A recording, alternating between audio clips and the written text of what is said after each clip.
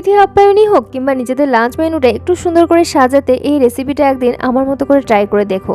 বাচ্চা বড় বয়স্ক সবাই আঙুল চেটে খাবে নিরামিষ সবজি।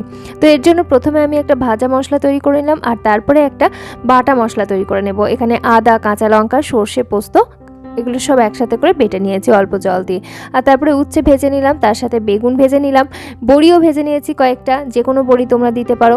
আর তারপরে তেজপাতা, কালো জিরে, গরম মশলার ফোড়ন দিয়ে সমস্ত সবজিগুলো একটু নাড়াচাড়া করে ভাপিয়ে নিলাম ঢাকনা দিয়ে দিয়ে।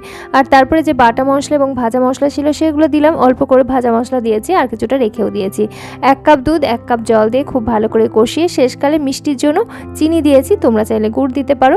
আর যে ভেজে রাখা উচ্ছে বড়ি সেগুলোকেও দিয়ে দিলাম। ভাজা মশলাটা ছড়িয়ে খুব সুন্দর করে ফুটিয়ে একদম স্টিমে 5 মিনিট রেখে পরিবেশন করো। খেয়ে দেখো কেমন তৃপ্তি লাগে। ভালো লাগলে অবশ্যই কমেন্টে জানিও। ধন্যবাদ।